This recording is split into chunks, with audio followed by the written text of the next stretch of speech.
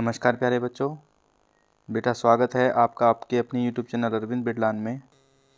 तो प्यारे बच्चों, जैसे कि आप लोग देख पा रहे हैं, आज जो हम करने जा रहे हैं वो वर्कशीट है। वर्कशीट नंबर 36 है और सामाजिक विज्ञान विषय पर वर्कशीट आई है। इतिहास के ऊपर कक्षा 8वीं की ये वर्कशीट है और डेट 15/12/2021 की ये वर्कशीट है। ठीक है, वर्कशीट का जो टॉपिक है वो इतिहास जो विषय है उसका पार्ट 9 है और पार्ट का नाम है राष्ट्रीय आंदोलन का संगठन 1870 के दशक से 1947 तक। ठीक है प्यारे बच्चों, तो वर्कशीट शुरू करने से पहले एक चीज़ आपसे कहना चाहूँगा बेटा, जो बच्चे चैनल से नए जुड़े हैं चैनल को सब्सक्राइब कीजिए, वीडियो को लाइक कीजिए, अगर वीडियो आपको पसंद आती है तो कमेंट कीजिए और दूसरे बच्चों को भी वीडियो शेयर कीजिए, जिससे और बच्चों को भी वर्कशीट उनके पास भी पहुँच सके। ठीक है, तो चलिए शुरू करते हैं वर्कशीट को। जैसे कि आप लोग देख पा रहे हैं, सविनय अवज्ञा आंदोलन की ओर। ठीक है, तो इसमें क्या बताया गया है, इसमें इस वर्कशीट में राष्ट्रीय आंदोलन के संगठन के बारे में बताया गया है। जैसे कि वर्कशीट में आपको के टॉपिक से आपको पता चल रहा है। ठीक है, तो राष्ट्रीय आंदोलन में कौन कौन सी घटनाएं घटी, गांधी जी ने कौन कौन से आंदोलन किए, ये वर्कशीट में आप लोग को समझाने का प्रयास किया गया है। ठीक है, तो चलिए शुरू करते हैं। सविनय अवज्ञा आंदोलन की ओर। असहयोग आंदोलन खत्म होने के बाद गांधी जी के अनुयायी ग्रामीण इलाकों में रचनात्मक कार्य शुरू करने पर जोर दे रहे थे। ठीक है, चित्तरंजन दास, मोतीलाल नेहरू जैसे अन्य नेताओं की दलील थी कि पार्टी को परिषद चुनाव में हिस्सा लेना चाहिए और परिषदों के माध्यम से सरकारी नीतियों को प्रभावित करना चाहिए। ठीक है, तो चित्तरंजन दास और मोतीलाल नेहरू ये दोनों ही जो थे ये स्वतंत्रता सेनानी थे और इन्होंने ये कह सकते हैं कि गांधी जी से बहुत प्रभावित थे। ठीक है, और इन दोनों ही व्यक्तियों ने साल 1923 में एक पार्टी बनाई थी जिसका नाम था स्वराज पार्टी। ठीक है प्यारे बच्चों, आगे देखिए क्या कहता है। भारतीय कम्युनिस्ट पार्टी और राष्ट्रीय स्वयंसेवक संघ की स्थापना इस दशक के मध्य दो महत्वपूर्ण घटनाएं थी। उसी दौरान क्रांतिकारी राष्ट्रवादी भगत सिंह भी सक्रिय थे। इस दशक के आखिर में कांग्रेस ने पूर्ण स्वराज का प्रस्ताव पारित किया। जवाहरलाल नेहरू की अध्यक्षता में 1929 में पारित किए गए इस प्रस्ताव के आधार पर 26 जनवरी 1930 को पूरे देश में स्वतंत्रता दिवस मनाया गया। ठीक है, तो पूर्ण स्वराज का जो प्रस्ताव था ये साल 1929 में जो है लागू किया गया और इसी के आधार पर 26 जनवरी 1930 को क्या मनाया गया, स्वतंत्रता दिवस मनाया गया। ठीक है, और पूर्ण स्वराज का जो प्रस्ताव था वो हमारे जो पहले प्रधानमंत्री थे जवाहरलाल नेहरू, उन्होंने ये प्रस्ताव पास किया था। ठीक है प्यारे बच्चों, आगे देखिए। आगे कहता है, पूर्ण स्वराज अपने आप आने वाला नहीं था, इसके लिए लोगों को लड़ाई में उतरना था। 1930 में गांधी जी ने ऐलान किया कि वे नमक कानून तोड़ने के लिए यात्रा निकालेंगे। उस समय नमक के उत्पादन और बिक्री पर सरकार का एकाधिकार होता था। महात्मा गांधी और अन्य राष्ट्रवादियों का कहना था कि नमक पर टैक्स वसूलना पाप है, तो अंग्रेज़ों ने नमक पर क्या लगा दिया था, नमक पर कर लगा दिया था। परंतु जो महात्मा गांधी और दूसरे राष्ट्रवादी नेता जो थे वो नमक पर टैक्स जो वसूल किया जा रहा था उसको एक पाप समझते थे।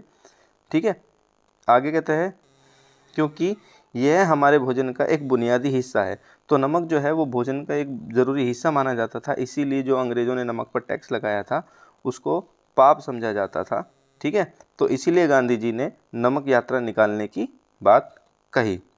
आगे कहते हैं, नमक सत्याग्रह ने स्वतंत्रता की व्यापक चाह को लोगों की एक खास शिकायत सभी से जोड़ दिया गया और इस तरह अमीरों और गरीबों के बीच मतभेद पैदा होने नहीं दिया। ठीक है, तो यहाँ तक उम्मीद करता हूँ आप बच्चों को समझ में आया होगा बेटा। तो नमक सत्याग्रह की जो बात इस पैराग्राफ में की गई है, इसमें ये बताया गया है कि नमक जो है वो एक भोजन का ज़रूरी हिस्सा था, तो इसीलिए क्योंकि अंग्रेज़ों ने नमक पर जो कर लगा दिया था, वो नमक पर कर लगाना गांधी जी ने एक अपराध माना था और गांधी जी ये चाहते थे कि क्यों ना नमक पर अंग्रेज़ जो है कर वापस ले।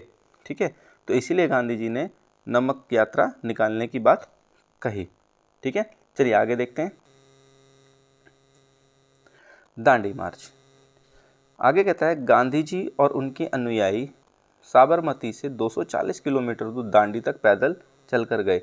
तो दांडी मार्च की जो शुरुआत है ये होती है बेटा 12 मार्च 1930 से। ठीक है, 12 मार्च 1930 से दांडी जो है ये यात्रा, नमक यात्रा गांधी जी ने शुरू की थी और ये यात्रा साबरमती से शुरू की थी गांधी जी ने और दांडी तक गांधी जी जो है पैदल गए थे। ये टोटल डिस्टेंस जो साबरमती और दांडी के बीच में जो टोटल डिस्टेंस है वो 240 किलोमीटर का है जो गांधी जी ने पैदल चलकर पूरा किया था। ठीक है बच्चों, आगे कहते हैं और वहाँ उन्होंने तट पर बिखरा नमक इकट्ठा करते हुए नमक कानून का सार्वजनिक रूप से उल्लंघन किया। ठीक है, उन्होंने पानी उबालकर भी नमक बनाया। इस आंदोलन में किसान, आदिवासियों और महिलाओं ने बड़ी संख्या में हिस्सा लिया। नमक के मुद्दे पर एक व्यावसायिक संघ ने पत्र प्रकाशित किया। सरकार ने शांतिपूर्ण सत्याग्रह आंदोलन का बर्बरतापूर्वक कुचलने का प्रयास किया। आगे कहता है हजारों क्रांतिकारियों को जेल में डाल दिया गया। तो जब गवर्नमेंट को ये लगने लगा कि गांधी जी का जो नमक आंदोलन है वो सक्सेसफुल हो रहा है तो अंग्रेज़ सरकार ने इस आंदोलन को कुचलने का प्रयास किया और जितने भी क्रांतिकारी जो गांधी जी के साथ जो इस आंदोलन में भाग ले रहे थे उनको जेल में उन्होंने डालने की भी कोशिश की। तो आप जैसे कि देखो फोटो में भी आप लोग देख पा रहे हैं, यहाँ पे गांधी जी के पीछे कई सारे उनके अनुयायी खड़े हैं और गांधी जी यहाँ पर नमक को जो है अपने हाथ में लेकर उस नमक कानून का उल्लंघन कर रहे हैं। ठीक है, आगे कहता है भारतीय जनता के साझा संघर्षों के चलते आखिरकार 1935 के गवर्नमेंट ऑफ इंडिया एक्ट में प्रांतीय स्वायत्तता का प्रावधान किया गया। सरकार ने ऐलान किया कि 1937 में प्रांतीय विधायिकाओं के लिए चुनाव कराए जाएंगे। इस चुनाव के परिणाम आने पर 11 में से 7 प्रांतों में कांग्रेस की सरकार बनी। तो 1937 में जो प्रांतीय चुनाव हुए उन चुनावों में 11 प्रांत में से कांग्रेस के 7 प्रांतों में सरकार बनी। प्रांतीय स्तर पर 2 साल के कांग्रेसी शासन के बाद सितंबर 1939 में दूसरा विश्व युद्ध छिड़ गया। ठीक है, आगे हिटलर के प्रति आलोचनात्मक रवैये के कारण कांग्रेस के नेता ब्रिटेन के युद्ध प्रयासों में मदद करने के लिए तैयार थे। इसके बदले में वह चाहते थे कि युद्ध के बाद भारत को स्वतंत्र कर दिया जाए और अंग्रेज़ों ने यह बात नहीं मानी। कांग्रेसी सरकारों ने विरोध में इस्तीफा दे दिया। तो साल 1939 में जब दूसरा विश्व युद्ध शुरू हो गया तो दूसरे विश्व युद्ध में कांग्रेस ने ब्रिटेन की मदद करने की बात सोची और यह भी बोला कि अगर सेकेंड वर्ल्ड वॉर ख़त्म हो जाता है तो अंग्रेज़ों को भारत को आज़ाद करना पड़ेगा। लेकिन अंग्रेज़ों ने भारतीय लोगों की ये बात नहीं मानी, जिसके फलस्वरूप जो 7 प्रांतों में कांग्रेस की सरकार बनी थी उन प्रांतों से कांग्रेसी सरकारों ने इस्तीफा दे दिया। ठीक है प्यारे बच्चों, उम्मीद करता हूँ आप बच्चों को समझ में आया होगा बेटा। चलिए अब इसके क्वेश्चंस देखते हैं। देखिए पहले क्वेश्चन में बोला गया है कांग्रेस के कुछ नेता चुनाव में भाग लेना क्यों चाहते थे। तो इसका जो प्रश्न का जो उत्तर है वो हमें यहाँ से मिल जाएगा।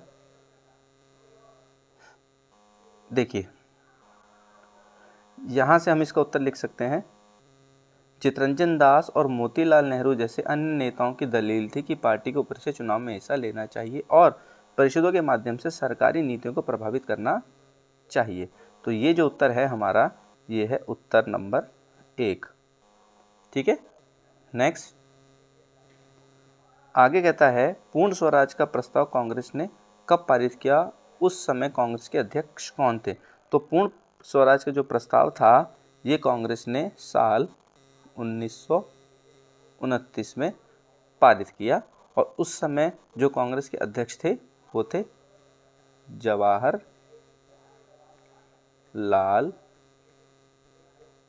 नेहरू। ठीक है बच्चों, जवाहरलाल नेहरू ये कांग्रेस के अध्यक्ष थे।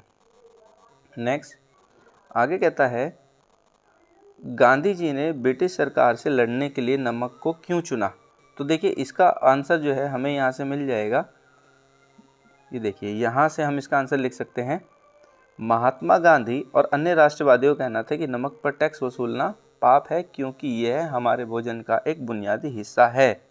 ठीक है, तो लोगों महात्मा गांधी और जो अन्य राष्ट्रवादी नेता थे उनका ये मानना था कि भोजन में जो नमक गिरता है, जो नमक है वो सभी का, चाहे वो अमीर हो या गरीब हो, सभी की ज़रूरत है, सभी के भोजन का एक बुनियादी हिस्सा है। इसीलिए महात्मा गांधी और दूसरे राष्ट्रवादी नेताओं ने नमक को जो है आंदोलन के रूप में चुना।